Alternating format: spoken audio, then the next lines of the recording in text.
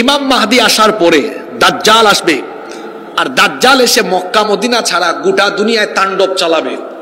এরপরে আল্লাহ দাজ্জালকে কতল করার জন্য, হত্যা করার জন্য ঈসা আলাইহিস সালামকে আবার দুনিয়ায় পাঠাবেন। সুবহানাল্লাহ। আর তিনি কোথায় আসবেন? হাদিসে এসেছে সিরিয়ার দামেস্কের পূর্ব দিকে সাদা গম্বুজওয়ালা একটা মসজিদ হবে। ওই সাদা গম্বুজওয়ালা মসজিদে ফজরের নামাজের ঠিক আগ মুহূর্তে একামত হবে, আর উনি ওই সময় দুইজন ফেরেশতার কাঁধের উপরে ভর করে এই মসজিদের ছাদে অবতরণ করবেন। ইমাম মাহদি নামাজে ইমামতিতে দাঁড়াতে যাবেন, তিনি দেখেই চিনবেন, বলবেন আপনি তো রূহুল্লাহ ঈসা আলাইহিস সালাম, আসেন আপনি ইমামতি করেন। তিনি বলবেন না, আপনি মুসলমানদের খলিফা, আপনি ইমামতি করেন, আমি ইমামতির জন্য আসি নাই, আমি খুব বড় কাজের জন্য আসছি।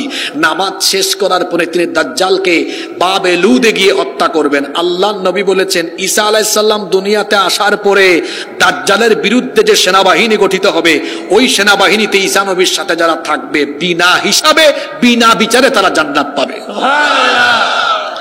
তাইলে আল্লাহ রসুলের ১৫০০ বছর আগের হাদিস, আমার উম্মতের দুই দলকে আল্লাহ জাহান্নাম থেকে কি দিবেন? দুই দলের পরিচয় পাইলাম। এক দল যারা হিন্দুস্তানের বিরুদ্ধে যুদ্ধে অংশ নিবে, আরেক দল যারা ঈসা আলাইহিস সালামের সৈন্য হবে। হে আল্লাহ, তুমি সাক্ষী থেকো, আমরা হায়াতে যদি পাই ঈসা আলাইহিস সালামকে, এই বাংলাদেশ থেকে গিয়ে হলেও তার সৈন্য হব ইনশাআল্লাহ। বলেন ইনশাআল্লাহ। আর আরেক দল তো যা শুরু করছে, আমি তো আগেই বলেছি, আমরা যুদ্ধ প্রিয় নই, আমরা শান্তি প্রিয়। কিন্তু ৫ই আগস্টে দাদা বাবুরা তাদের সেবা দাস, তাদের পা চাটা গুলামদেরকে বাংলাদেশ থেকে তারা যখন হারিয়েছে, তখন রাতের ঘুম হারাম, মাথা পাগল হয়ে গিয়েছে। আপনারা আমার শেষের দিকের কথাগুলো মনোযোগ দিয়ে শুনতে হবে। পৃথিবীতে বাংলাদেশের সবচেয়ে বড় দুশ্মন হলো ভারত। এটা যে বিশ্বাস করে না, তার ভূ রাজনীতি, আন্তর্জাতিক রাজনীতি নিয়ে কোনো জ্ঞান। ওরা কি করে? ওরা সব নেয় বাংলাদেশ থেকে, কিছু দেয়? কে বলছে দেয় না? দেয়। সীমান্তে ফেলানির লাশ আর শুকনা মৌসুমে পানি না দিয়া বর্ষা মৌসুমে পানিতে ডুবাইয়া মারে। গত ১৫ বছর যারা এই দেশে ছিল, ভারত যা চেয়েছে তাই তারা করেছে। ভারতকে খুশি করার জন্য পিলখানা হত্যাকাণ্ড ঘটানো হয়েছে। ভারতকে খুশি করার জন্য 13 সালে শাপলা চত্বরে আলেম উলামা আর ছাত্রদেরকে নির্বিচারে গুলি করা হয়েছে। ভারতকে খুশি করার জন্য আল্লামা সাঈদী নিরপরাধ ছিলেন, তাকে জেলখানায় রেখে বিষ প্রয়োগে অন্যায়ভাবে হত্যা করা হয়েছে। ভারতকে খুশি করার জন্য কি কি করা হয়েছে আপনারা সব জানেন। তারা যখন তাদের পা চাটা গুলামদেরকে হারিয়েছে, আমি আপনাদেরকে বলছি, আপনারা সাক্ষী আছেন, ৫ আগস্টের পর থেকে আজ পর্যন্ত তাদের মিডিয়ায় বাংলাদেশের বিরুদ্ধে বদনাম, বিষেধাগার, অপপ্রচার আর মিথ্যাচার করে যাচ্ছে। আমার ৫৬,০০০ বর্গ মাইলের এই মাতৃভূমির দিকে কেউ যদি চক্ষু বাড়ায়, কিংবা কেউ যদি মনে করে তারা এই দেশকে অঙ্গরাজ্যের মতো ব্যবহার করবে, ইউনূস সাহেব তো বলেছেন 7 সিস্টার, আর আমি কুরআন হাদিসকে সামনে রেখে কথাগুলো বলে গেলাম। ওরা বাংলাদেশের দিকে চক্ষু দিলে রাসূলুল্লাহর হাদিসের ভবিষ্যৎ বাস্তবায়ন হয়ে যাবে। শুধু 7 সিস্টার, 7টা রাজ্য নয়, তাদের সবগুলো রাজ্য মুসলমানদের দখলে এসে আমাদের পূর্বপুরুষরা 750 বছর ভারতকে শাসন করেছিল। এবার বহু বছর পরে দেখা যাবে এই বাংলাদেশের 14 কোটি মুসলমান 140 কোটির শক্তি নিয়ে, আর ভারতে 130 কোটির 30 কোটি আছে আমাদের ভাই, ওইদিকে 30 কোটি সমান 300 কোটি, এদিকে 14 কোটি সমান 140 কোটি, মোট হলো 440 কোটি। শিল পাটা পুতাইলের মাঝখানে যা পড়ে তা যেমন এবলা থেবলা হয়ে যায়, ঠিক তেমনি 14 কোটি 140 কোটির শক্তি নিয়ে, আর ওই দিকের 30 কোটি 300 কোটি, মোট 300 কোটি আর 140 কোটির মাঝখানে উগ্রবাদীরা যখন পড়বে, তাদের মানচিত্র এবলা থেবলা হয়ে যাবে। 800 বছরের সেই শাসনামল ফিরে এসে আবার দিল্লিতে কালেমার পতাকা উঠবে। এটা আজকে আমি এই নীলফামারীতে বলে গেলাম ইনশাআল্লাহ। এবং এই রকম পরিস্থিতি তৈরি হলে তারা নিশ্চিত পরাজিত হবে। দলিল হলো রাসূলুল্লাহর হাদিস। রাসূলুল্লাহ বলেন সাল্লাল্লাহু আলাইহি ওয়াসাল্লাম, কিয়ামতের আগে ভারতবর্ষে একটা যুদ্ধ হবে, গাজওয়াতুল হিন্দ, প্রচুর মুসলমান শহীদ হবে, কিন্তু এই যুদ্ধে মুসলমান বিজয়ী হবে। সুবহানাল্লাহ। তাহলে কোরআন হাদিস বলছে আমরা পারবো, নাকি পারবেন না? ইনশাআল্লাহ। ব্যাটারি ফিউজ আছে না আজকে ব্যাটারি ফুল চার্জ? যুবকদের ব্যাটারির চার্জের কি অবস্থা? ফুলফিল, ফুল লুট আছে, এখন খবর আছে। কোরআন হাদিস বললাম, একটু বাস্তবতা বলি কেন তারা পারবে না। ভূ রাজনীতি আর আন্তর্জাতিক রাজনীতির ব্যাপারে যাদের জ্ঞান আছে তারা জানেন, ভৌগোলিক কারণে বাংলাদেশ আর ভারতের মধ্যে কোনো ক্ল্যাশ তৈরি হলে ভারতকে যারা দেখতে পারে না এইরকম দেশ এসে সরাসরি বাংলাদেশের পক্ষ নিবে। যেমন যে চীন, আরো কয়েকটা দেশ আছে, এদের কাছে এমন জিনিস আছে একদম উড়াই দিবে। ওইদিকে মুসা আলাইহিস সালাম তিনি তার উম্মত বনি ইসরাইল নিয়ে বড় পেরেশানিতে পড়ে গেলেন, কারণ ফেরাউন তার উম্মতের উপরে অবর্ণনীয় জুলুম নির্যাতন আরম্ভ করেছে। তিনি তার উম্মতকে কেমনে নাজাতের পথ দেখাবেন অস্থির হয়ে গেলেন, পেরেশান হয়ে গেলেন। আল্লাহ তাআলা হুকুম করলেন, হে আমার নবী মুসা, তুমি তোমার উম্মতকে নিয়ে রাতের অন্ধকারে মিশর ছেড়ে চলে যাও। এবার রাতের অন্ধকারে তিনি তার উম্মত নিয়ে রাতের বেলা অজানা গন্তব্যে রওনা করলেন। সারা রাত পথ চলতে লাগলেন। ওইদিকে ফেরাউনের কানে এই খবর চলে গেল।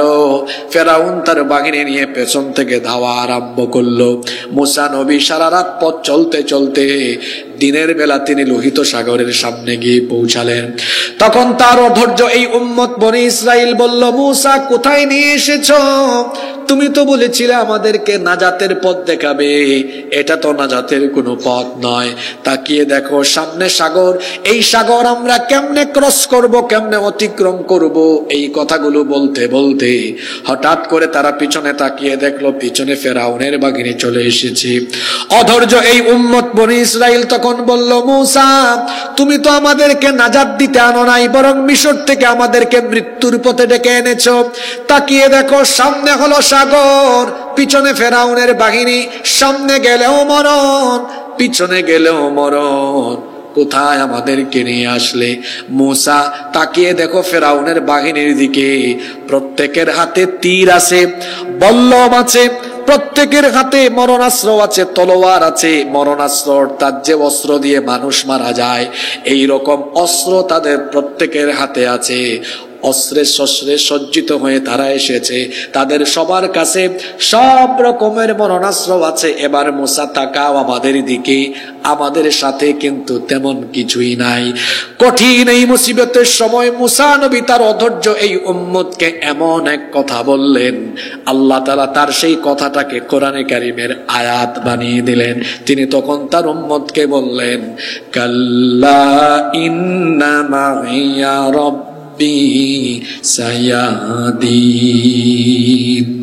কখনো নয়। কে বলেছে আমাদের সাথে কেউ নাই? ইন্না মাইয়া রাব্বি, নিশ্চয়ই আমাদের সাথে যিনি আছেন তিনি আমাদের রব। তিনি কে? আল্লাহ সাথে থাকলে আর কিছু লাগে? কথা বলেন, লাগে? আল্লাহ বললেন, মুসা তোমার ঈমান তো বড় সাংঘাতিক, সামনে সাগর, সামনে গেলে মরণ, পিছনে ফেরাউনের বাহিনী, সেখানেও মরণ। কিন্তু এই অবস্থায় তুমি তোমার ঈমানের উপরে অটল অবিচল থেকে আমি আল্লাহর কুদরতের আশায় আমার কুদরতের উপলব্ধি তুমি করতে পেরেছো। সুতরাং মুসা শোনো, তোমার উম্মতের সাথে কিছু না থাকলেও অসুবিধা নাই, আমি আজ তোমাদের সাথে আছি। আল্লাহু আকবার। ফেরাউনের বাহিনীকে তোমার উম্মত মোকাবেলা করার দরকার নাই, আমি আল্লাহ নিজেই আজকে তাদেরকে মোকাবেলা করব। আল্লাহ বললেন, ও মুসা তোমার লাঠি দিয়ে আঘাত করো। মুসা নবী লাঠি দিয়ে আঘাত করার সঙ্গে সঙ্গে সাগরের মাঝখান দিয়ে রাস্তা তৈরি করে দিলেন কে? আল্লাহ বললেন, তোমার উম্মত নিয়ে চলে যাও। পানির অপর নাম হলো জীবন, আবার পানির অপর নাম ফেরাউনের জন্য আল্লাহ করে দিয়েছেন মরণ। ফেরাউন যখন তার দলবল নিয়ে সেখানে নামলো, অস্ত্র শস্ত্র নিয়ে এসেছে, তাদের বাহিনীকে মোকাবেলার জন্য আল্লাহর অস্ত্রের দরকার হয় নাই, কারণ পানিও হলো জুনদুম মিন জুনুদিল্লাহ, এটাও আল্লাহর সৈনিক, এটা আল্লাহর হুকুম। মানে এই পানি দিয়ে আল্লাহ তাআলা ফেরাউন আর ফেরাউনের বাহিনীকে একেবারে নাকানি চুবানি খাওয়ায়া ধ্বংস করে দিলেন। ঘটনাটা এই জন্য বললাম, মুসা নবী এবং মুসা নবীর উম্মতের সাথে ছিলেন কে? আরো জোরে বলেন, ছিলেন কে? সে আল্লাহ সাথে ছিলেন বলে ফেরাউন এবং তার দলবল মুসা নবী এবং মুসা নবীর উম্মতকে মারতে এসে তারা নিজেরাই মরে গিয়েছে, কারণ মুসা নবীর সাথে ছিলেন কে? তাহলে বোঝা গেল আল্লাহ যার সাথে আছেন তাকে যে মারতে আসবে নিজেই সে মরতে পারে।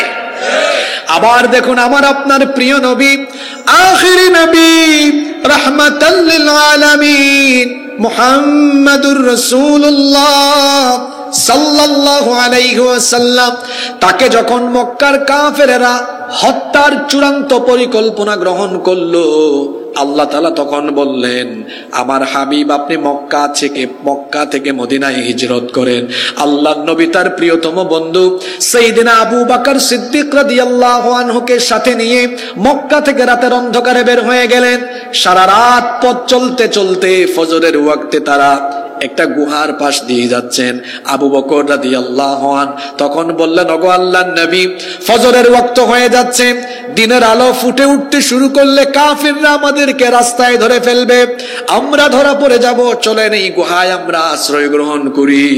দুইজন ওই গুহায় অবস্থান নিলেন। দিনের বেলা কাফিরের দল একেবারে গুহার কাছাকাছি চলে আসলো। আবু বকর রাদিয়াল্লাহু আনহু তখন বললেন, ওগো আল্লাহর নবী, এই ছোট্ট গুহা, এখানে আমরা অবস্থান নিয়েছি, কাফেররা কাছাকাছি চলে এসেছে, সম্ভবত আমরা কিছুক্ষণের মধ্যে ধরা খেয়ে যাব, কারণ এটা এমন এক ছোট গুহা, আমরা বসে যদি মাথা উঁচু করি উপর থেকে দেখা যাবে, গুহার কাছে আসলে এর ভেতরে কে আছে সেটা বোঝা যাবে, সম্ভবত কিছুক্ষণের মধ্যে আমরা ধরা পড়তে যাচ্ছি। আমরা দুইজন আর তারা অনেকজন, তাদের সাথে অস্ত্র আছে, আমাদের সাথে কিছুই নাই। এমন কঠিন বিপদের সময় আল্লাহর নবী তার সাথীকে এমন এক কথা বললেন, সেটাও আল্লাহ কোরআনের আয়াত বানিয়ে দিলেন। আল্লাহর নবী তখন আবু বকর রাদিয়াল্লাহু আনহুকে বললেন, লা তাহজান ইন্নাল্লাহা মা'ানা, ভয় পেও না।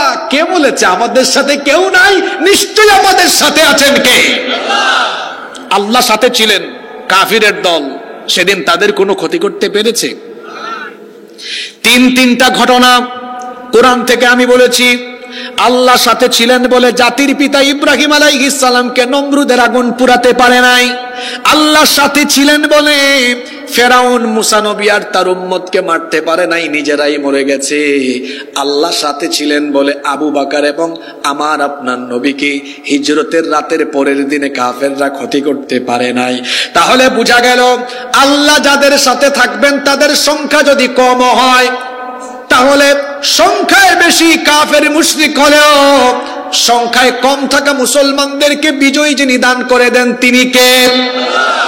আপনারা ভাবতেছেন হুজুর আজকে এই 2 আয়াত ধরলো কেন? আর 5টা মিনিট সবর করেন তো বুঝবেন হুজুর কোন আয়াতে নিয়ে গেছে। মনোযোগ আছে তো আপনাদের? কেউ মনোযোগ হারাবেন না। আজকের ওয়াজ একেবারে বাস্তব ভিত্তিক, কোরআন সুন্নাহ আর বাস্তবতার সাথে মিলায়া করা হবে ইনশাআল্লাহ। তাহলে বোঝা গেল আল্লাহ যাদের সাথে থাকবেন তাদের সংখ্যা যদি কম থাকে, অল্প থাকে, তাদের সাথে কেউ পারবে না। এই যে 2 আয়াতের তাফসীর আমরা শুরু করছি, এই 2 আয়াত নাজিল হয়েছে বদর যুদ্ধের প্রাক্কালে। বদর যুদ্ধ হলো ইসলামের প্রথম যুদ্ধ। এই যুদ্ধ ছিল বড় কঠিন একটা যুদ্ধ, অসম যুদ্ধ, যেখানে মুসলমানরা সব দিক থেকে কম, কাফেররা সব দিক থেকে বেশি, মুসলমানরা সব দিক থেকে পিছিয়ে, কাফেররা সব দিক থেকে এগিয়ে। অসম একটা যুদ্ধ ছিল। আসেন কোয়ান্টিটি, সংখ্যা, পরিমাণ, কাফেরদের সংখ্যা 1000, মুসলমানদের সংখ্যা মাত্র 313। আসেন ট্রেনিং নিয়ে কথা বলি। কাফিরদের 1000-এর সবার ট্রেনিং আছে, ট্রেনিং প্রাপ্ত বাহিনী। মুসলমানদের 313 জনের তেমন কোনো ট্রেনিং নাই। কাফিরদের যুদ্ধের রসদ বেশি, মুসলমানদের যুদ্ধের রসদ কম। কাফিরদের উট বেশি, ঘোড়া বেশি। সেই সময়ে যুদ্ধের বাহন ছিল উট আর ঘোড়া। কাফিরদের উটও বেশি, ঘোড়াও বেশি। মুসলমানদের উট কম, ঘোড়া কম। কাফিরদের অস্ত্র বেশি, তাদের কাছে তীর আছে, বল্লম আছে, তলোয়ার আছে। মুসলমানদের কাছে মাত্র কিছু অস্ত্র আছে, আর অনেকের হাতে আছে গাছের ডাল। গাছের, দেখেন তো আমার দিকে তাকান। অর্থবল, সৈন্যবল, জনবল, রসদ, বাহন। যুদ্ধে বিজয়ী হওয়ার জন্য এই 5টা উপাদান গুরুত্বপূর্ণ। আবার বলি, জনবল, অর্থবল, সৈন্যবল, রসদ, বাহন সবগুলো দিক দিয়ে কাফিররা এগিয়ে, মুসলমানরা পিছিয়ে। সব দিক দিয়ে সবকিছুর সংখ্যা মুসলমানদের বেশি, কিন্তু সব দিক থেকে কাফিরের সংখ্যা বেশি, মুসলমানদের সংখ্যা কম। আল্লাহর নবী ৩১৩ জন বদরি বাহিনী নিয়ে বদরের ময়দানে যখন সমবেত হলেন, আল্লাহর নবী মুসলমানদেরকে বললেন, ও ঈমানদারেরা, ভীত হয়ো না, সন্তুষ্ট হয়ো না। তোমরা হয়তো দেখছো সব দিক থেকে তারা এগিয়ে, আমরা পেয়েছি, সবকিছু তাদের আছে, আমাদের হয়তো সবকিছু নাই, এটা ভেবো না। আমাদের কাছে এমন জিনিস আছে যেটা তাদের কাছে নাই, আমাদের কাছে সবচেয়ে বড় অস্ত্র আছে যেটা তাদের কাছে নাই, আমাদের ঈমান আছে, ওদের ঈমান নাই। আমরা যদি ঈমান নিয়ে দাঁড়াতে পারি, কোয়ান্টিটি নয়, ইমানের কোয়ালিটি থাকার কারণে বদরের যুদ্ধে যিনি আমাদেরকে সাহায্য পাঠাবেন তিনি কে?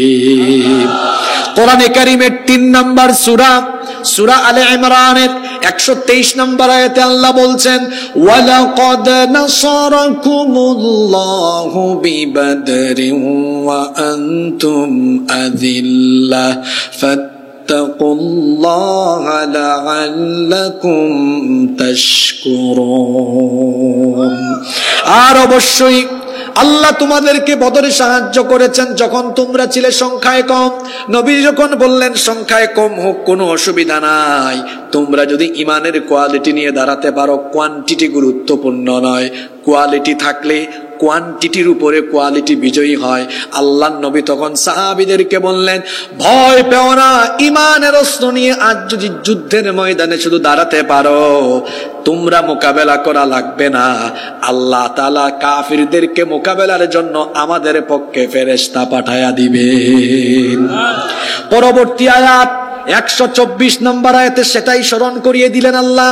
আল্লাহ বললেন, ইয তাকুলু লিল মুমিনিনা আলাইয়াকফিয়াকুম আইয়ুমিদ্দাকুম রাব্বুকুম বিসালাসাতি আলাফিম মিনাল মালাইকাতি মুনজালিন। স্মরণ করুন যখন রাসূল মুমিনদেরকে বললেন, এটা কি তোমাদের জন্য যথেষ্ট নয়? তোমরা যদি ঈমান নিয়ে বদরের মাঠে দাঁড়াতে পারো, একজন আর দুইজন নয়, আল্লাহ তাআলা ৩০০০-এর ফেরেশতা পাঠিয়ে বদরের ময়দানে আল্লাহ তোমাদেরকে সাহায্য করবেন। আপনারা শুনতেছেন সবাই? তো আল্লাহ কি ফেরেশতা পাঠান নাই? যে সূরা থেকে আমি কথা বলছি, এই সূরার ১২ নম্বর আয়াতে আল্লাহ কি বলছেন শুনেন। আল্লাহ ফেরেশতাদেরকে ডাকলেন, ডেকে বললেন, ইয ইউহি রাব্বুকা ইলাল মালাইকাতি আন্নী মাআকুম ফাসাব্বিতুল্লাযীনা আমানু সাউলকি ফি কুলুবিল্লাযীনা কাফারুর রু'বা ফাদরিবু ফাওকাল আ'নাকি ওয়াদরিবু মিনহুম কুল্লা বানান। আল্লাহ তাআলা বলছেন, স্মরণ করুন যখন আপনার রব ফেরেশতাদের কাছে ওহী নাজিল করলেন, ফেরেশতাদেরকে আদেশ করলেন, বদরের ময়দানে আমার ৩১৩ জন দাঁড়িয়ে থাকা ঈমানদারদের জন্য তোমরা সাহায্যকারী হয়ে নেমে যাও। আন্নী মাআকুম, নিশ্চয়ই আমি তোমাদের সাথে আছি। ও আমার ফেরেশতারা, ফাসাব্বিতুল্লাযীনা আমানু, বদরের মাঠে গিয়ে এমন কিছু করো যাতে করে আমার ইমানদার বাহিনী দৃঢ় থাকতে পারে, কাফেররা যেন যুদ্ধের মাঠ থেকে তাদেরকে হটাতে না পারে। আল্লাহু আকবার। আল্লাহ ফেরেশতাদেরকে বললেন, সাউলকি ফি কুলুবিল্লাযীনা কাফারুর রু'ব, শীঘ্রই আমি কাফিরদের অন্তরে ভয় ভীতির সঞ্চার করে দিব। আল্লাহ তাআলার শব্দ চয়নের নমুনা কতই না চমৎকার। আল্লাহ ফেরেশতাদেরকে বললেন, ফাদরিবু ফাওকাল আ'নাক। শুনতেছেন? এদিকে তাকান। ফাদরিবু ফাওকাল আ'নাক, আ'নাক। ফেরেশতা যাও তো, নামো, বদরে যাও, আর গিয়ে প্রত্যেকটা কাফেরের ফাদরিবু ফাওকাল আ'নাক, ঘাড়ের উপর আঘাত করো। আল্লাহু আকবার বলেন। এই আদেশ ফেরেশতাদেরকে দিচ্ছেন কে? আল্লাহ। কি বলছেন? ফাদরিবু ফাওকাল আ'নাক, প্রত্যেক কাফেরের ঘাড়ের উপরে আঘাত করো। আর কি, ওয়াত্রিবু মিনহুম কুল্লা বানান, প্রত্যেক কাফেরকে জুড়ায় জুড়ায় আঘাত করো। আল্লাহু আকবার। আল্লাহর দেওয়া এই হুকুম ফেরেশতারা কি পালন করেছে? আপনারা শুনতেছেন না? আচ্ছা, আসেন এক কাফিরের মুখ থেকে শুনি আর আরেক বদরি যোদ্ধা সাহাবীর কাছ থেকে শুনি। আবু জাহালের ছেলের নাম হলো ইকরিমা। সিরাতে ইবনে হিশাম, রাহিকুল মাখতুম, রাহমাতাল লিল আলামিন, সিরাতে আরাবী, আল বিদায়া ওয়ান নিহায়া সহ অনেকগুলো সিরাতের গ্রন্থ এবং আল বিদায়া ওয়ান নিহায়ার মতো ঐতিহাসিক এই গ্রন্থে বর্ণনা করা হয়েছে, আবু জাহালের ছেলে ইকরিমা সে বলছে, বদরের ময়দানে আমরা 1000-এর বিরাট বাহিনী নিয়ে আমরা আনন্দের সাথে এগিয়ে যাচ্ছিলাম। মাত্র 313 জন দুর্বল মুসলমানকে আমরা কয়েক মিনিটেই খতম করে দিব। আমরা যখন এগিয়ে যাচ্ছিলাম, আবু জেহেলের ছেলে ইকরিমা বলছে, ইমানদাররা আমাদের কাছে আসার আগে আমি দেখলাম সাদা সাদা কাপড় পরিহিতা কিছু বিরাট দেহী লোকজন এসে যুদ্ধের তারা তুফানের গতিতে তীব্র গতিতে এসে আমাদের নেতৃবৃন্দের শরীর থেকে মাথা আলাদা করে দিয়েছে। এবার আসেন আর একজন বদরি যোদ্ধা সাহাবী, তার কাছ থেকে শুনে আবু দাউদ ইবনে মাজিনা রাদিয়াল্লাহু আনহু তিনি বলছেন, বদরের যুদ্ধে আমি এক কাফেরের ঘাড়ের উপরে আঘাত করার জন্য আমার তলোয়ারটা উঁচা করলাম। আমার তলোয়ার নামানোর আগে আমি লক্ষ্য করলাম কে জানি এসে ওই কাফেরের শরীর থেকে মাথাটা আলাদা করে দিয়েছে। আল্লাহর নবী ওই সাহাবীর জবাব, আল্লাহর নবী বললেন, সাহাবী তুমি বুঝতে পারো নাই, তুমি আঘাত করার আগেই আল্লাহর পাঠানো ফেরেশতা কাফেরের শরীর থেকে গর্দান আলাদা করে দিয়েছে। কোন যুগে কোন কালে মুসলমানরা সংখ্যা দিয়ে, কোয়ান্টিটি দিয়ে বিজয়ী হয় নাই। মুসলমানরা যুগে যুগে কালে কালে ইমানের কোয়ালিটি দিয়ে বিশাল কোয়ান্টিটির কাফেরদের উপরে আল্লাহর সাহায্যে বিজয়ী হয়েছে। আল্লাহু আকবার। এই জন্য আল্লাহ তাআলা এই আয়াতে বলছেন, ইয়া আইয়ুহান নাবিয়্যু হাসবুকাল্লাহু ওয়া মান ইত্তাবা'আকা মিনাল মুমিনিন। হে নবী, আপনার জন্য আর আপনার অনুসারী মুমিনদের জন্য যিনি যথেষ্ট, গলার আওয়াজ বড় করে সবাই বলেন তিনি কে? কোয়ান্টিটি, সংখ্যা দিয়ে নয়। মুসলমানরা যুগে যুগে বিজয়ী হয়েছে কি দিয়ে? তো কথা তো বলছেন না, কি দিয়ে? কি দিয়ে? আজ আমার দেশের স্বাধীনতা, সার্বভৌমত্ব, পার্শ্ববর্তী দেশ তাদের হুঙ্কারে যেন আমার দেশের স্বাধীনতার সার্বভৌমত্ব মনে হয় যেন অনেকে ভাবে এটা হুমকির মুখে। ওরা মনে করে আমাদের সংখ্যা কম, তারা আমাদেরকে শেষ করে ফেলবে, দাদাগিরি প্রভুগিরি দেখায়। নিতে নিতে দেখেন না একদম আপনাদের রংপুর, এই যে রংপুর, বৃহত্তর রংপুর বিভাগ নিয়ে ফেলতে চায়। ওই ব্যাককলরা তো জানে না এই বাংলাদেশে 20 কোটি জনসংখ্যা, তার মধ্যে 14 কোটি মুসলমান। এটা হলো সংখ্যায় 14 কোটি, কিন্তু এই 14 কোটি মুসলমান যদি ইমানি কোয়ালিটি নিয়ে দাঁড়ায়, তাহলে আল্লাহ তাদের সাথে থেকে এমন ভাবে সাহায্য করবেন যে তাদেরকে মোকাবেলা করা কোনো শক্তি পৃথিবীতে থাকবে না। মনোযোগ আছে আপনাদের? আমি কিন্তু মূল জায়গায় নিয়ে আসছি আপনাদেরকে, এখন আর জিমাইলে হবে না। মনোযোগ আছে? কেন পারবে না? তার কারণ পরের আয়াতে চলে এসছে, 65 নম্বর আয়াত। কেন পারবে না? কারণ ইমানদার যখন তার ইমানি কোয়ালিটি নিয়ে দাঁড়ায়, তাকে আল্লাহ এমন শক্তি দান করেন, এই শক্তির মোকাবেলা করার কোন সাহস দুনিয়ার কারো থাকে। আল্লাহ কি বলছেন পরের আয়াতে শোনেন, ইয়া আইয়ুহান নাবিয়্যু হাররিদিল মুমিনিনা আলাল কিতাল। হে নবী, মুমিনদেরকে আপনি যুদ্ধের ব্যাপারে এনকারেজ করেন, যুদ্ধের ব্যাপারে উৎসাহিত করেন। কি চমৎকার শব্দ চয়ন! আল্লাহ বললেন হাররিদ, আপনি মুমিনদেরকে উৎসাহিত করেন।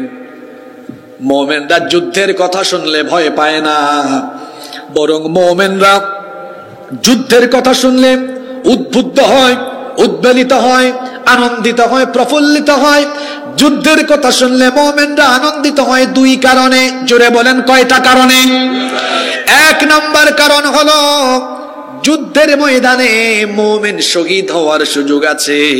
আর শাহাদাতের মৃত্যু হলো এমন এক মৃত্যু, যেই ব্যক্তি যুদ্ধের ময়দানে আল্লাহর পথে শহীদ হবে, আল্লাহ তাআলা ওই শহীদের কাছ থেকে কোনো হিসাব চাইবেন না, আল্লাহ তার কোনো বিচারও করবেন না, বিনা হিসাবে বিনা বিচারে আল্লাহ তাকে জান্নাত দিয়ে দিবে। তাহলে যুদ্ধের কথা শুনলে, যেই যুদ্ধে শহীদ হওয়ার সুযোগ আছে, যুদ্ধ শুনলে কি ইমানদাররা ভয় পায় নাকি?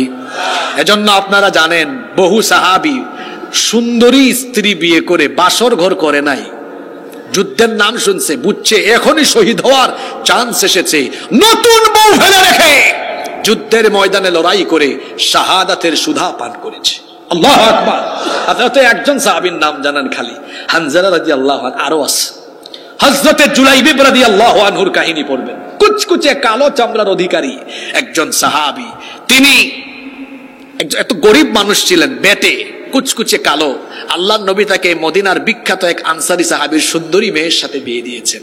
তিনি যুদ্ধের আহ্বান যখন শুনেছেন, বাসর ঘর না করে যুদ্ধের মাঠে গিয়ে তিনি তার জীবনটাকে আল্লাহর পথে বিলীন করে শহীদ হয়েছেন। সুবহানাল্লাহ। ওই মুতার যুদ্ধের আরেকজন সাহাবী আছেন, বাসর ঘর ছেড়ে গিয়েছেন, আব্দুল্লাহ বিন রাওয়াহা। আব্দুল্লাহ বিন কি? যুবক ভাইয়েরা কি বুঝলেন?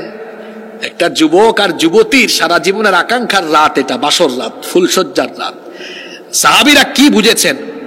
হ্যাঁ, ওই যে আমার জাতীয় কবি বলেছেন, উহারা চাহুক দাসের জীবন, আমরা শহীদি দরজা চাই, নিত্য মৃত্যু ভিতরা মোরা মৃত্যু কোথায় খুঁজে বেড়াই। মোমেন মৃত্যুকে ভয় পায় না, বরং মোমেন মৃত্যুর মাধ্যমে শাহাদাতের দরজা দিয়ে প্রবেশ করে আল্লাহর জান্নাতে ঘুরে বেড়ানোর সুযোগ পায়।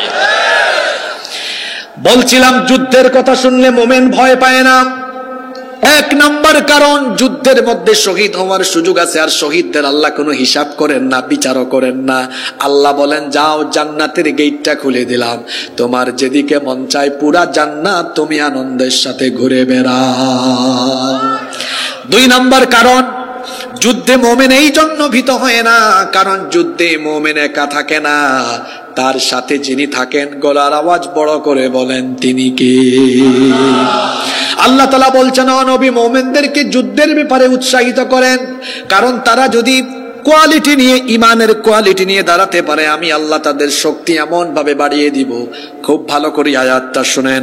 আল্লাহ তাআলা বললেন, ইয়াকুম মিনকুম 20 সাবিরুনা ইয়াগলিবু মিআতাইন। যদি ইমানের উপরে অবিচল থাকা মুমিনের সংখ্যা হয় মাত্র 20 জন, এই 20 জনের গায়ে আমি আল্লাহ এত শক্তি ঢেলে দিব যে তারা 200 জন কাফেরকে পরাস্ত করে পরাজিত করে দিবে। সুবহানাল্লাহ। আপনারা কি শুনতেছেন? যুবক ভাইরা রেডি তো? আপনাদের জন্য সামনে একটা যুদ্ধ আছে, এই জন্য আজকে আয়াত শোনাচ্ছি, এমনি এমনি ধর নাই এই আয়াত। তাহলে ইমানের কোয়ালিটিতে সমৃদ্ধ হওয়া 20 জন মোমেন যদি থাকে, কয়শো জনকে পরাজিত করবে? ওই সময় শক্তি দিয়ে দেন কে? আল্লাহ। এই যে আপনারা খায়বারের ইতিহাস জানেন না? খায়বার যুদ্ধে আলী রাদিয়াল্লাহু আনহু এক হাতে তলোয়ার, আরেক হাতে কি? কপাট। কপাট নিয়ে কাফেরদেরকে একদম এবলা থেবলা বানিয়ে দিয়েছে। আল্লাহু আকবার। যুদ্ধের পরে আল্লাহর নবী বললেন, আমার আলী তো এই কপাট দিয়ে কাফেরদেরকে একদম সাইজ করে দিয়েছে। আলী রাদিয়াল্লাহু আনহু বললেন, জি আমি এই কপাট দিয়ে কাফেরদেরকে সাইজ করেছি। নবীজি বললেন, দেখি কপাটটা হাতে নাও তো। এখন এই কপাট হাতে নিতে তিনি শরম পেয়ে গেছেন, লজ্জা পাইছেন। আল্লাহ রাসূল বললেন, আলী লজ্জা পেও না, কাফিরদের মোকাবেলার জন্য যুদ্ধকালীন ওই সময়ে তোমার গায়ে আল্লাহ এত শক্তি ঢেলে দিয়েছিলেন। আল্লাহু আকবার। তো ৩৬ জুলাই ছাত্রদের কাছে, জনতার কাছে কোনো অস্ত্র ছিল? কথা বলেন, অস্ত্র ছিল? একটা জিনিস ছিল, বুক ভরা সাহস, আল্লাহর উপর দৃঢ় ঈমান। এটা নিয়ে দাঁড়ানোর কারণে দেখা গিয়েছে অস্ত্র শস্ত্র নিয়ে যারা এসেছে তারা নিজেরাই পালিয়েছে, আর হুকুমদাতারা দেশ ছেড়ে তাদের মামু বাড়িতে চলে গিয়েছে।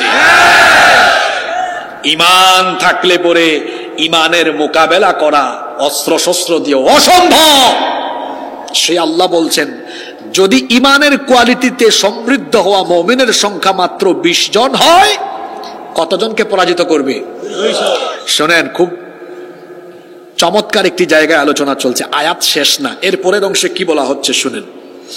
وَإِن يَكُن مِّنكُم مِّئَةٌ يَغْلِبُوا أَلْفًا مِّنَ الَّذِينَ كَفَرُوا بِأَنَّهُمْ قَوْمٌ لَّا يَفْقَهُونَ।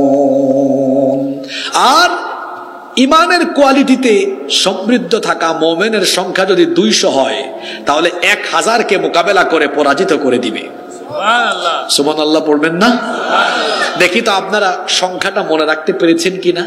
20 জনে 200। মাশাআল্লাহ, এই তো নীলফামারীর মানুষ। 20 জনে 200 আর 200 জনে। যুবক ভাইরা, ছাত্র ভাইরা, তাড়াতাড়ি একটু ক্যালকুলেটর মারেন তো, জন প্রতি কয়জন পড়ে? জন, এই তো মাশাআল্লাহ, জন প্রতি 4 জন। কেমনে হয় বাবা? 10 জন। 1000 ভাগ 200 কত? 10। 200 গুণ 10 কত হয়? জন প্রতি 10 জন হয় না? 200 জনে 1000, জন প্রতি কত পড়ে? 10 জন করে পড়ে। আর 20 জনে 200, জন প্রতি কত? 10 জন। কথা বলেন কত? আচ্ছা, এই হিসাব কি এই হুজুরের না আল্লাহর? আল্লাহ। এটা আমি এই আয়াত তো আজকে এমনি ধরি নাই। আল্লাহ এখানে আনুপাতিক হিসাব বুঝাচ্ছেন যে যুদ্ধের সময় মুমিন যদি ঈমান নিয়ে থাকে, এটা বদর যুদ্ধের আয়াত, মুমিন যদি ঈমান নিয়ে দাঁড়ায়, আগেই বলেছিলাম বদরে মুসলমানদের অস্ত্র ছিল না, ছিল কি? ঈমান। জোরে বলতে হবে, আমি দুর্বল মুসলমান দেখতে পারি না। ছিল কি? জোরে বলেন, ছিল কি?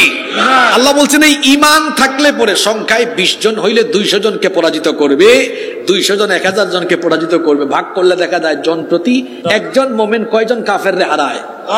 জোরে বলেন কয়জন?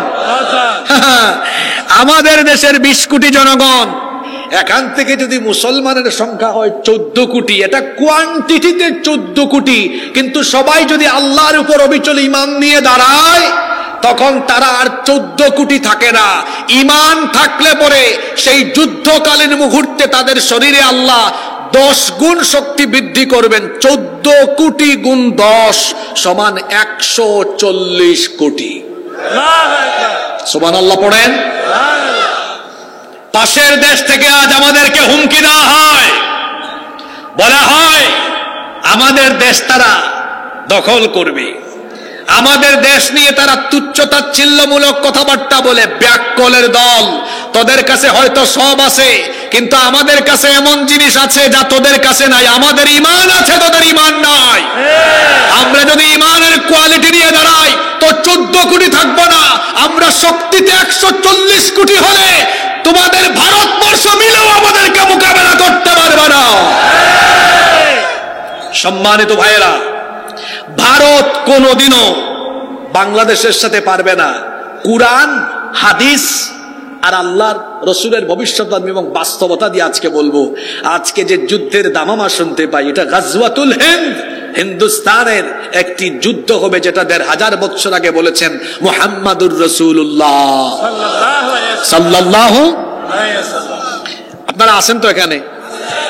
এই হাদিসটি বর্ণিত হয়েছে নাসাই শরীফে, হাদিসটি এসেছে তিরমিজি শরীফে। হাদিসের বর্ণনাকারী সাহাবী হচ্ছেন সাউবান রাদিয়াল্লাহু আন। তিনি বলছেন, ইসাবাতানি মিন উম্মতি আহরাজাহুমাল্লাহু মিনান নার। আমার উম্মতের 2টি দলকে আল্লাহ তাআলা জাহান্নামের আগুন থেকে মুক্তি দিয়েছেন। বলেন তো দেখি, নবীজির কয়টা দলকে জাহান্নাম থেকে মুক্তি দেওয়া হয়েছে? 2টি। পুরুষ মানুষের মতো জবাব দেন, কয়টা? 2টা। এই 2 দল, এদের জন্য জাহান্নামের আগুন মাফ এবং জান্নাত তাদের জন্য অবধারিত। কোন 2 দল? 1 নাম্বার হলো ইসাবাতুন তাগজুল হিন্দ, যারা হিন্দুস্তানের বিরুদ্ধে যুদ্ধে অংশগ্রহণ করবে, এদেরকে আল্লাহ জাহান্নামের আগুন থেকে মাফ করে দিবে। ইসাবাতুন তাগজুল হিন্দ, যারা হিন্দুস্তানের বিরুদ্ধে যুদ্ধ করবে। এটা এই যুগের হাদিস না 1500 বছর আগের?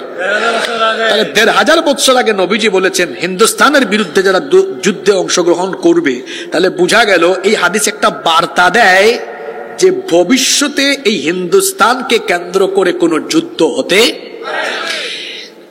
গাজওয়াতুল হিন্দের ব্যাপারে 8টি হাদিস বর্ণিত হয়েছে, এর মধ্যে 7টি হাদিসের ব্যাপারে মুহাদ্দিসিনগণ বলেছেন এগুলো সনদের দিক থেকে দাঈফ।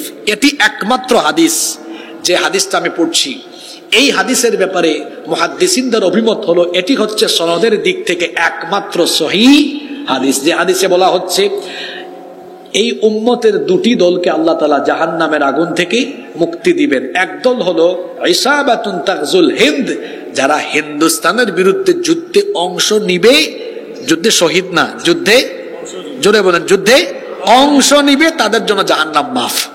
সুবহানাল্লাহ, কি মাফ? আরেকটা হাদিস আছে, যদিও এটা দুর্বল হাদিস। আবু বকর রাদিয়াল্লাহু আনহু বলেছেন নবী আমার জানমাল সব বিক্রি করে দিয়ে ওই যুদ্ধে আমি অংশ নিব। সুবহানাল্লাহ পড়েন। সুবহানাল্লাহ। সম্মানিত ভাইয়েরা, হিন্দুস্তানে অভিযান এটা অনেক আগে শুরু হয়েছে। ওমর রাদিয়াল্লাহু আনহুর সময়ে সর্বপ্রথম 15 হিজরিতে ভারতবর্ষে অভিযান হয়।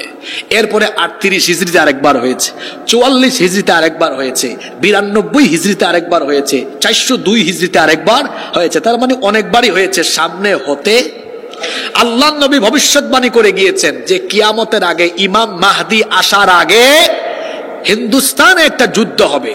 এই হিন্দুস্তানের যুদ্ধে যে মুসলমানরা হিন্দুস্তানের বিরুদ্ধে যুদ্ধ করবে তাদের জন্য আল্লাহ জাহান্নামের আগুন মাফ করে দিবেন। সুবহানাল্লাহ। তা হিন্দুস্তানের উগ্রবাদীদেরকে আমরা বলবো তোরা যে আমাদেরকে ভয় দেখাস, আমরা ভয় পাই না, কারণ রাসূল আমাদেরকে বার্তা দিয়ে গিয়েছেন আমরা যুদ্ধ প্রিয় জাতি নই, আমরা শান্তি প্রিয় জাতি, আমরা ডিফেন্সিভ, আমরা কাউকে আক্রমণ করি না, তবে আক্রান্ত হয়ে গেলে কাউকে আমরা ছাড় দিতে জানি না। আমরা আগে থেকে কাউকে আক্রমণ করি না, এটা আমাদের স্বভাব। কিন্তু আমি ঘুমিয়ে আছি আর আপনি আমার কানের কাছে এসে খুঁচাবেন, তাহলে কিন্তু খবর আছে। একটা সিংহ ঘুমিয়ে থাকলে তো ভালো, ঘুমিয়ে আছে, ঘুমিয়ে থাকতে দেন। কেউ যদি ঘুমিয়ে থাকা সিংহের কানের কাছে এসে খুঁচাখুচি করে আর সিংহ যদি জেগে উঠে, খবর আছে না নাই? মুসলমান হলো সিংহের জাতি। 14 কোটি মুসলমান এই বাংলাদেশে আছে। আমরা পরমত সহিষ্ণু, পরধর্ম সহিষ্ণু, আমরা সম্প্রীতি মেনটেন করে চলাফেরা করি। এদেশে আমরা অন্যান্য ধর্মের ভাই বোনদেরকে সম্মান করি, ভালোবাসি। আমরা এই দেশে মিলেমিশে বসবাস করছি। এরপরেও কেউ যদি আমার দেশের এই সম্প্রীতি নষ্ট করে স্বাধীনতা সার্বভৌমত্বের গায়ে আঘাত কিংবা আমার দেশের মানচিত্রের গায়ে কুনজর দেয়, আমরা বসে থাকবো না। সিংহের মতো যদি আমরা গর্জে উঠি, তাহলে তারা বলে আমাদের মানচিত্র তারা টুকরা টুকরা করবে। আমি বলি আমাদেরকে খেপিয়ে তুললে তোমাদের মানচিত্র টুকরা টুকরা হয়ে যাবে, দিল্লিতে ইসলামের পতাকা উড়িয়ে দেওয়া হবে।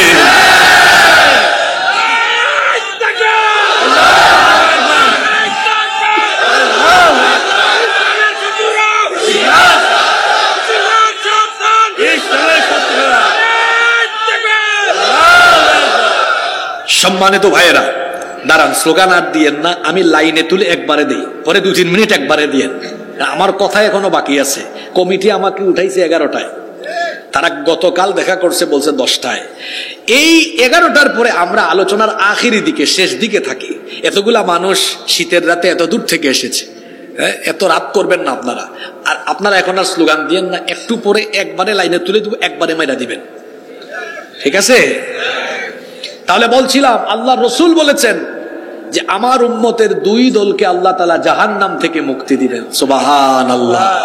এক দল যারা হিন্দুস্তানের বিরুদ্ধে যুদ্ধে অংশ নেবে। ও যুবক ভাইয়েরা, 37 জুলাইয়ের যুবক ভাইয়েরা, হিন্দুস্তানিদের হুঙ্কারে এই যুবকরা ভয় পাবে না। আগের ফেরাউন যারা ছিল ভারতের 5 আটা গোলাম, ভারতীয় সেবাদাস, এই যুবকদের সামনে তারা যেভাবে পালিয়ে গিয়েছে, ঠিক তেমনি ভাবে তাদের হুকুমদাতা, তাদের প্রভুরা যদি আমাদের সামনে আসে, ইনশাআল্লাহ যুবকদের গণস্রোতের সামনে তারা বঙ্গোপসাগরে গিয়ে নিক্ষেপ হবে। যুবকদের তুফান, এই গণস্রোতকে রুখে দেওয়া যায় না। স্রোতের সামনে যা আসে তা যেভাবে ভেসে যায়, ঠিক তেমনি ভাবে মুসলিম উম্মার যুবকেরা যদি ঐক্যবদ্ধ হয়ে দাঁড়িয়ে যায়, সেই যুবকদের ঐক্যের শক্তিকে মোকাবেলা করে তাদের সামনে দাঁড়িয়ে থাকার কোনো শক্তি দুনিয়াতে নাই। নবীজি বলেছেন, আমার উম্মতের দুই দলকে আল্লাহ জাহান্নাম থেকে মুক্তি দিবেন। এক দলের পরিচয় তো পাইলাম, আরো একটা দল বাকি আছে না? এটা কারা? আল্লাহ নবী বলেছেন আরেক দল হলো ইসাবাতুন তাকুনু মা ঈসা ইবনে মারইয়াম আলাইহিস সালাম। আরেক দল হলো যারা ঈসা আলাইহিস সালামের অনুসারী হয়ে, ঈসা আলাইহিস সালামের সাথী হয়ে, ঈসা আলাইহিস সালামের সৈন্য হয়ে দাজ্জালকে যারা মোকাবেলা করবে, ঈসা আলাইহিস সালামের অনুসারী সাথী সেই সৈন্যদেরকেও আল্লাহ তাআলা জাহান্নামের আগুন থেকে মুক্তি দিয়েছে। দেখি তো বলেন, পৃথিবীর একজন নবীর এখনো মৃত্যু হয় নাই, ওই নবীর নাম কি? যদিও খ্রিস্টানদের আকীদা হলো, তারা বলে ঈসা আলাইহিস সালামকে তারা শুলে চড়িয়ে হত্যা করেছে, কিন্তু আল্লাহর কোরআন আমাদেরকে বলে তারা যাকে শুলে চড়িয়ে হত্যা করেছে তিনি ঈসা ছিলেন না, তিনি ছিলেন মিস্টার মিসা। কারণ তারা যে সৈন্যরা ঈসা আলাইহিস সালামকে ধরার জন্য ঘরে ঢুকেছিল, তাদের সৈন্যদের একজনকে আল্লাহ ঈসা নবীর সুরত দিয়েছেন। আল্লাহর জন্য এটা কঠিন না সহজ? ঈসা আলাইহিস সালামকে আল্লাহ আসমানে উঠায় নিয়েছেন। প্রশ্ন হতে পারে, আল্লাহ কেন ঈসা আলাইহিস সালামকে আসমানে উঠালেন? দুই কারণ। এক নাম্বার কারণ, আল্লাহ তার নবীর হেফাজত করেছেন। আর দুই নাম্বার কারণ হলো তিনি দোয়া করেছিলেন, আল্লাহ আমার পরেই তো দুনিয়ায় আখিরি নবী চলে আসবেন, এই নবীর উম্মতের মর্যাদা অনেক বেশি, সুতরাং অবশ্যই তুমি আমাকে এই নবীর উম্মত বানাও। আল্লাহ বললেন, ঠিক আছে ঈসা, আমি তোমার ফরিয়াদ কবুল করলাম, তোমাকে মৃত্যু না দিয়ে আমি আল্লাহ তাআলা তোমাকে ওই নবীর উম্মত হিসাবে দুনিয়ায় আবার পাঠিয়ে দিব।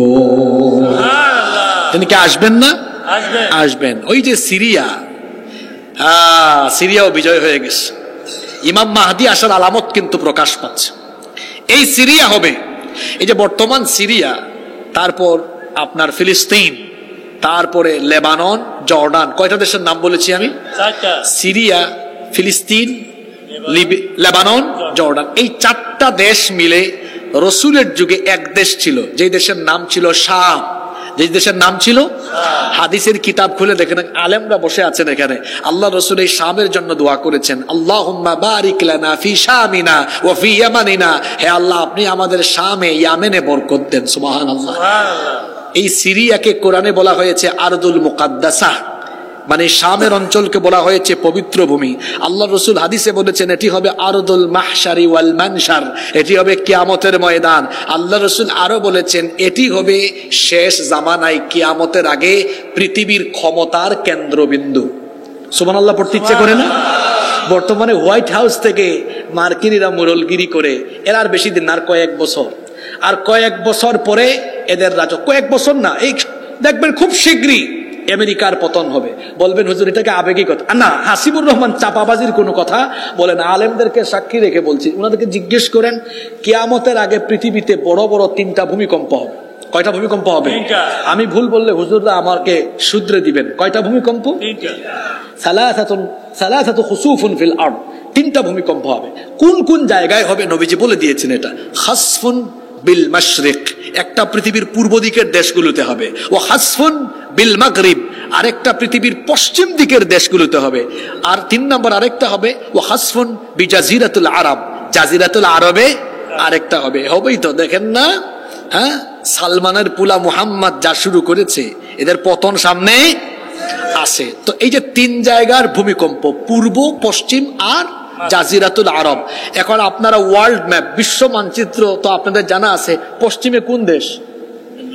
পশ্চিমে কোন দেশ? আমেরিকা। আর তার কিছু দূষর আরো আছে না, যারা এখন পৃথিবীতে বড়াই করে। আল্লাহর রাসূলের হাদিস অনুযায়ী এটা যদি জেন জি দেখে, দেখবে, না দেখলে আলফা জেনারেশন, না দেখলে 15 জেনারেশন, ইউটিউবে এই কথা থাকবে, তারা যেন রাসূলের হাদিসের সত্যতা মিলিয়ে নেয়।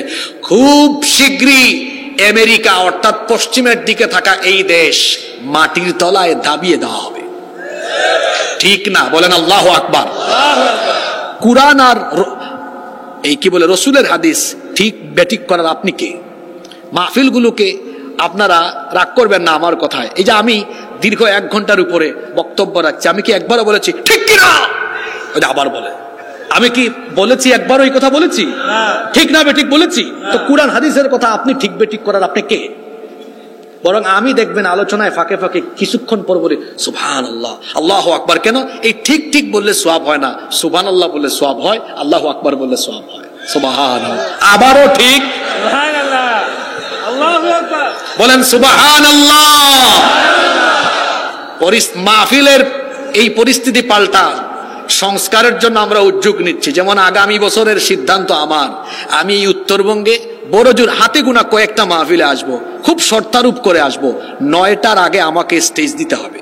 এই শর্তে যারা মাহফিল নেবেন বড়জোর হাতে গোনা মাত্র কয়েকটা প্রোগ্রাম করব। এত মাহফিলের দরকার নাই, গুছালো কিছু প্রোগ্রাম, গুছালো কিছু কথাবার্তা মানুষের জীবন পরিবর্তনের জন্য যথেষ্ট। দীর্ঘদিনের অভ্যাস তো, পাল্টাইতে একটু সময় লাগবে, অসুবিধা নাই। সম্মানিত ভাইয়েরা আমার দিকে তাকান, গুরুত্বপূর্ণ কথা চলে যাচ্ছে। আমি কোন দেশের কথা জানি বলছিলাম? সিরিয়া। কোন দেশের কথা? সিরিয়া। এটা হবে পৃথিবীর ক্ষমতার কেন্দ্রবিন্দু। এটা আমার কথা নয়, রাসূলুল্লাহ বলেছেন ইমাম মাহদী আসবেন গোটা দুনিয়ায়, তিনি খেলাফত কায়েম করে গোটা পৃথিবীর বাদশা হয়ে পৃথিবী পরিচালনা করবেন। সুবহানাল্লাহ। আর তার ক্ষমতার হেডকোয়ার্টার হবে কোথায়? নবীজি বলেছেন শামে। কোথায়? আবার এই সিরিয়া এমন একটা দেশ, ওই যে একজন নবী মারা যান নাই, নামটা জানি কি, উনি কোন দেশে আসবেন জানেন? জানেন না আপনারা? সিরিয়া। কোন দেশ?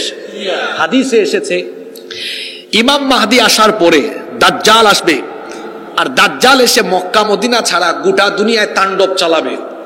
এরপরে আল্লাহ দাজ্জালকে কতল করার জন্য, হত্যা করার জন্য ঈসা আলাইহিস সালামকে আবার দুনিয়ায় পাঠাবেন। সুবহানাল্লাহ। আর তিনি কোথায় আসবেন? হাদিসে এসেছে সিরিয়ার দামেস্কের পূর্ব দিকে সাদা গম্বুজওয়ালা একটা মসজিদ হবে। ওই সাদা গম্বুজওয়ালা মসজিদে ফজরের নামাজের ঠিক আগ মুহূর্তে একামত হবে, আর উনি ওই সময় 2 জন ফেরেশতার কাঁধের উপরে ভর করে এই মসজিদের ছাদে অবতরণ করবেন।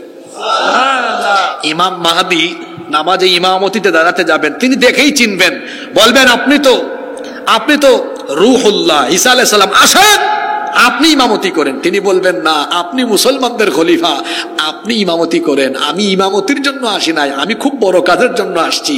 নামাজ শেষ করার পরে তিনি দাজ্জালকে বাবে লুদে গিয়ে হত্যা করবেন। আল্লাহর নবী বলেছেন ঈসা আলাইহিস সালাম দুনিয়াতে আসার পরে দাজ্জালের বিরুদ্ধে যে সেনাবাহিনী গঠিত হবে, ওই সেনাবাহিনীতে ঈসা নবীর সাথে যারা থাকবে বিনা হিসাবে বিনা বিচারে তারা জান্নাত পাবে। সুবহানাল্লাহ। তাইলে আল্লাহর রাসূলের 1500 বছর আগের হাদিস, আমার উম্মতের 2 দলকে আল্লাহ জাহান্নাম থেকে কি দিবেন? 2 দলের পরিচয় পাইলাম। এক দল যারা হিন্দুস্তানের বিরুদ্ধে যুদ্ধে অংশ নিবে, আরেক দল যারা ঈসা আলাইহিস সালামের সৈন্য হবে। হে আল্লাহ তুমি সাক্ষী থেকো, আমরা হায়াতে যদি পাই ঈসা আলাইহিস সালামকে, এই বাংলাদেশ থেকে গিয়ে হলেও তার সৈন্য হব ইনশাআল্লাহ। বলেন ইনশাআল্লাহ। আর আরেক দল তো যা শুরু করছে, আমি তো আগেই বলেছি আমরা যুদ্ধ প্রিয় নই, আমরা শান্তি প্রিয়। কিন্তু 5ই আগস্টে দাদা বাবুরা তাদের সেবা দাস, তাদের পা চাটা গুলামদেরকে বাংলাদেশ থেকে তারা যখন হারিয়েছে, তখন রাতের ঘুম হারাম, মাথা পাগল হয়ে গিয়েছে। আপনারা আমার শেষের দিকের কথাগুলো মনোযোগ দিয়ে শুনতে হবে। পৃথিবীতে বাংলাদেশের সবচেয়ে বড় দুশ্মন হলো ভারত। এটা যে বিশ্বাস করে না, তার ভূ রাজনীতি, আন্তর্জাতিক রাজনীতি নিয়ে কোনো জ্ঞান। ওরা কি করে? ওরা সব নেয় বাংলাদেশ থেকে, কিছু দেয়? কে বলছে দেয় না? দেয়। সীমান্তে ফেলানির লাশ আর শুকনা মৌসুমে পানি না দিয়া বর্ষা মৌসুমে পানিতে ডুবাইয়া মারে। গত 15 বছর যারা এই দেশে ছিল, ভারত যা চেয়েছে তাই তারা করেছে। ভারতকে খুশি করার জন্য পিলখানা হত্যাকাণ্ড ঘটানো হয়েছে। ভারতকে খুশি করার জন্য 13 সালে শাপলা চত্বরে আলেম উলামা আর ছাত্রদেরকে নির্বিচারে গুলি করা হয়েছে। ভারতকে খুশি করার জন্য আল্লামা সাঈদী নিরপরাধ ছিলেন, তাকে জেলখানায় রেখে বিষ প্রয়োগে অন্যায়ভাবে হত্যা করা হয়েছে। ভারতকে খুশি করার জন্য কি কি করা হয়েছে আপনারা সব জানেন। তারা যখন তাদের পা চাটা গুলামদেরকে হারিয়েছে, আমি আপনাদেরকে বলছি, আপনারা সাক্ষী আছেন। 5 আগস্টের পর থেকে আজ পর্যন্ত তাদের মিডিয়ায় বাংলাদেশের বিরুদ্ধে বদনাম বিষেধাগার, অপপ্রচার আর মিথ্যাচার করে যাচ্ছে।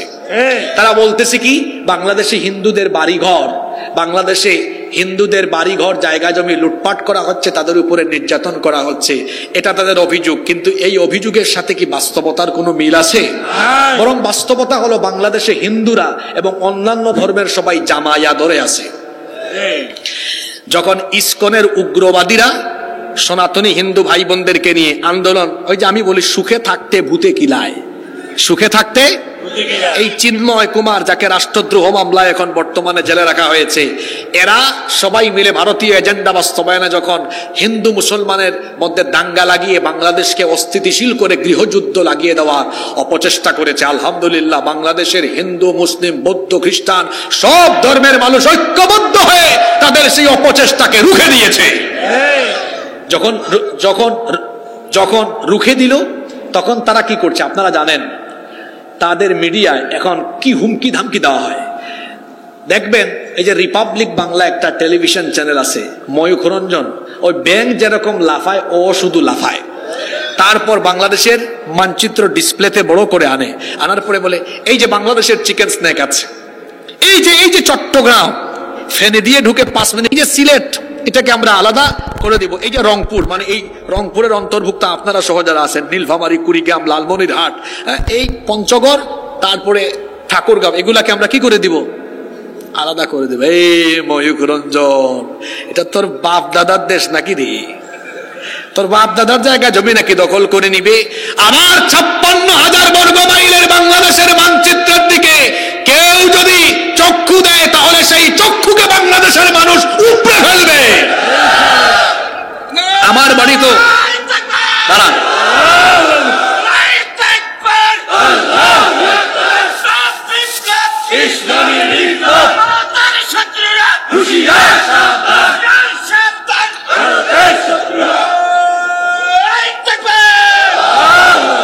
সম্মানিত ভাইয়েরা, আমি বললাম যে একবারে দিয়ে দেন, তাও আপনারা দাঁড়ায় গেছেন, একটু তো সময় দিবেন আমাকে, একটু সময় দিবেন না? আমার এই কথাগুলা শেষ করতে দেন, মনে জমানো অনেক কথা, আমার কষ্ট হচ্ছে নাকি আপনাদের? আমার বাড়ি কোথায় জানেন আপনারা? আমার বাড়ি সিলেটে। তা আমাদের সিলেটের মানুষ একটু গম্ভীর থাকে, ঠিক আছে, কিন্তু এদের অতীতের ইতিহাস ভালো। তো শাহজালাল রহমতুল্লাহ আলাইহের রুহানি সন্তানেরা সিলেটে এসেছিলেন, হযরত শাহজালাল রহমতুল্লাহ আলাই 360 জন ওরে নিয়ে এসেছেন। তিনি কেমনে ঢুকেছেন সিলেটে জানেন আপনারা? সিলেট ঢুকতে একটা নদী পড়ে, ওইটার নাম সুরমা নদী। সুরমা নদীতে এসে তিনি জায়নামাজ বিছিয়ে, আল্লাহর ওলি জায়নামাজে করে সুরমা নদী পার হয়েছেন। সিলেটে ঢুকে তার 360 জন সাথী নিয়ে গৌর গোবিন্দকে সিলেট থেকে উৎখাত করে দিয়েছেন। আমরা সেই শাহজালাল রহমতুল্লাহ আলাইহের উত্তরসূরি, রুহানি সন্তান, তার সিলেটে থাকি। এই যে বলে সিলেটকে আলাদা করে দিবে, তো সিলেটের মানুষ আবার আঞ্চলিক ভাষায় খুব মজা করে বলেছে, সীমান্তে বলেছে, আও আইয়া হামাও, আমরা রেডি আছি, আইলে বাদাম দিব। কিতা দিব? বাদাম। বাদাম আবার খাওয়ার বাদাম না, এটা আও মানে আসো, আইয়া হামাও মানে এসে ঢুকো, এর বাদে আমরা 2টা বাদাম দেব। আর ওইদিকে চট্টগ্রাম নিয়ে কথা বলে, এদিকে রংপুর নিয়ে কথা বলে। এত সহজ? আমার 56,000 বর্গ মাইলের এই মাতৃভূমির দিকে কেউ যদি চক্ষু বাড়ায়, কিংবা কেউ যদি মনে করে তারা এই দেশকে অঙ্গরাজ্যের মতো ব্যবহার করবে, ইউনূস সাহেব তো বলেছেন 7 সিস্টার, আর আমি কুরআন হাদিসকে সামনে রেখে কথাগুলো বলে গেলাম। ওরা বাংলাদেশের দিকে চক্ষু দিলে রাসূলুল্লাহর হাদিসের ভবিষ্যৎ বাস্তবায়ন হয়ে যাবে। শুধু 7 সিস্টার, 7টা রাজ্য নয়, তাদের সবগুলো রাজ্য মুসলমানদের দখলে এসে আমাদের পূর্বপুরুষরা 750 বছর ভারতকে শাসন করেছিল। এবার বহু বছর পরে দেখা যাবে এই বাংলাদেশের 14 কোটি মুসলমান 140 কোটির শক্তি নিয়ে, আর ভারতে 130 কোটির 30 কোটি আছে আমাদের ভাই, ওইদিকে 30 কোটি সমান 300 কোটি, এদিকে 14 কোটি সমান 140 কোটি, মোট হলো 440 কোটি।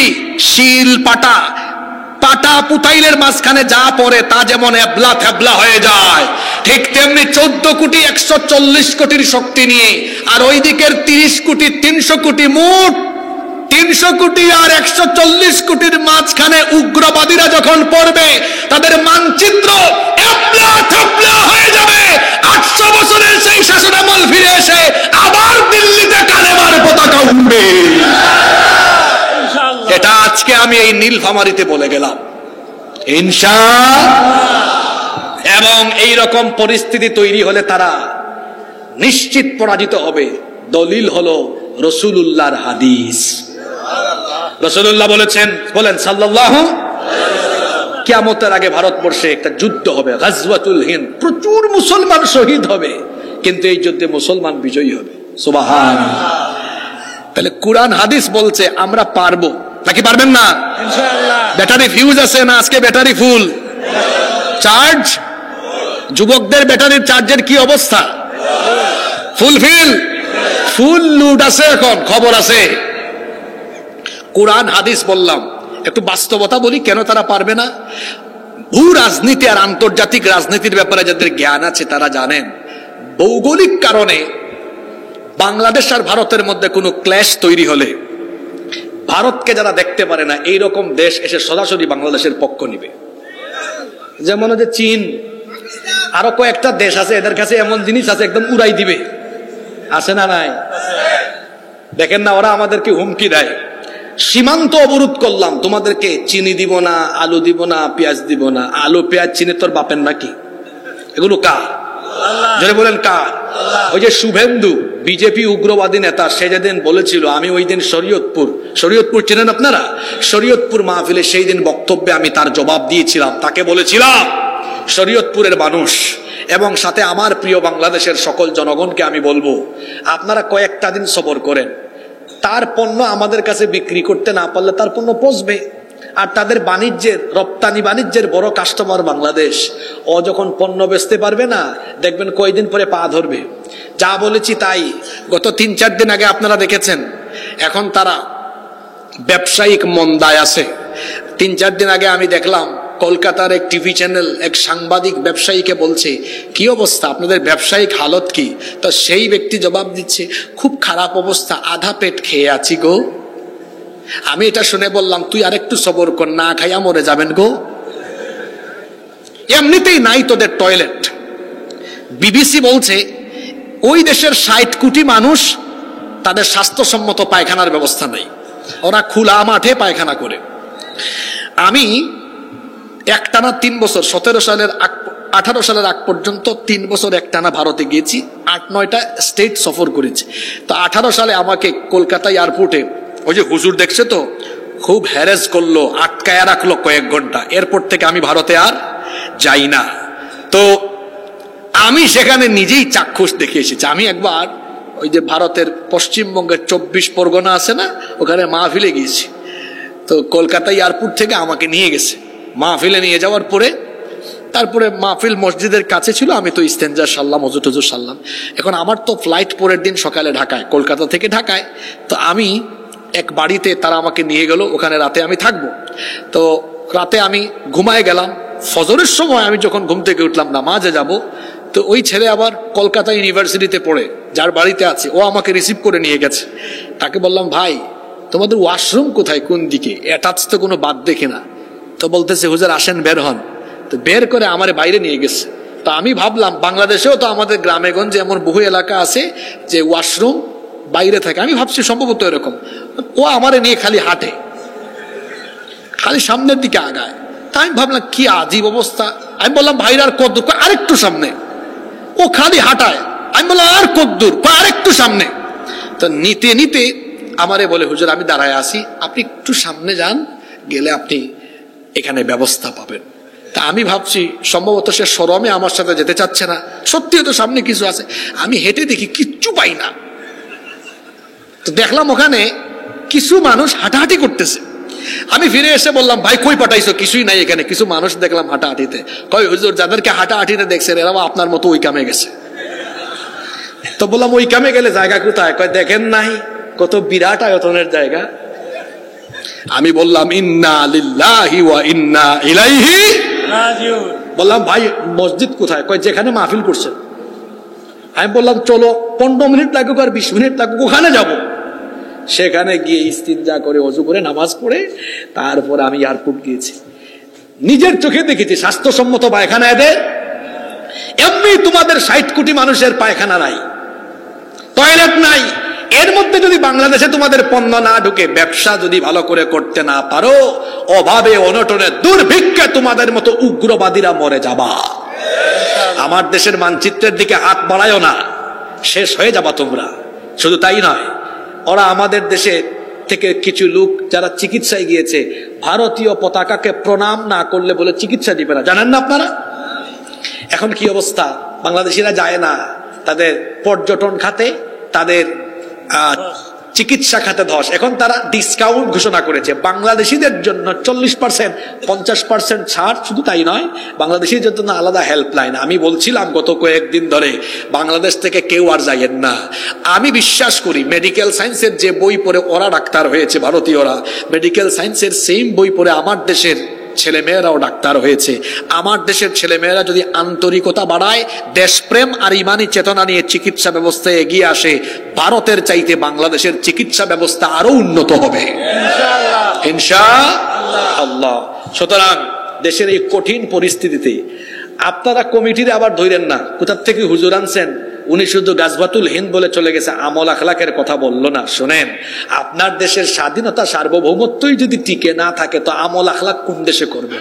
যখন দেশের স্বাধীনতা সার্বভৌমত্ব, ইসলাম আর মুসলমানদের অবস্থা চরম অবস্থায় পৌঁছে যায়, তখন দেশ বাঁচানো, ইমান বাঁচানো, ইসলাম বাঁচানোর জন্য সেই ক্ষেত্রে সচেতন হয়ে সবাইকে ঐক্যবদ্ধভাবে তা মোকাবেলা করা ফরজে আইন।